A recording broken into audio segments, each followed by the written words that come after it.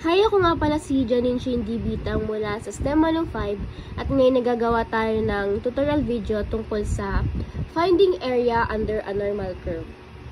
So, ito yung given natin. Since pareha siyang positive, yung case niya is case 2.1. Ngayon, nahanapin natin yung value ng bawat isa dito. Simulan natin sa 3.36. So, hanapin natin dito. Since nakakalito siyang hanapin, pwede tayong gumamit ng ruler. Maitapat lang natin sa may 3.3. Saka natin hanapin yung 6.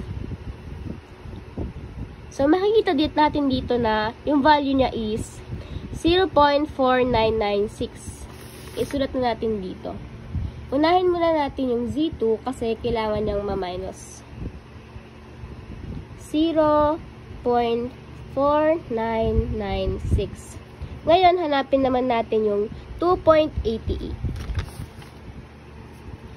2.8. Yan, itapat natin dito, saka hanapin yung 8. Bale, ang value niya is 0.4980.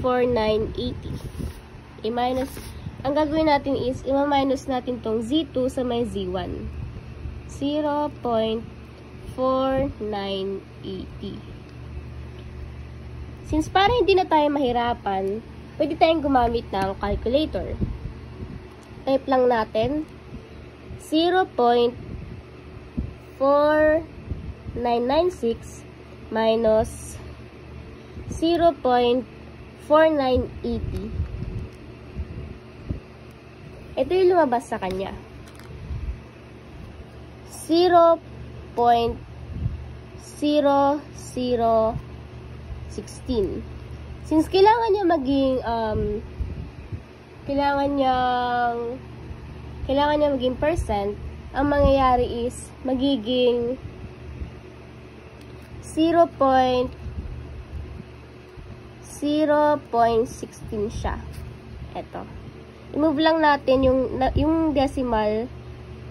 I-move lang natin yung decimal by 2. Sa paggawa naman ng curve, makikita natin dito na yung sign niya is kailangan niyang maging broken line. So, umpisa natin dito sa may 2.88. Para mas madali nating makita, gagamit ako ng green ballpen sa paggawa ng curve. 2.88. Since positive siya, dito natin siya hanapin sa may positive side. 2.88. Remember na gagamit tayo ng broken line kasi less than yung sign dito. 2.88. Dito siya. Yan.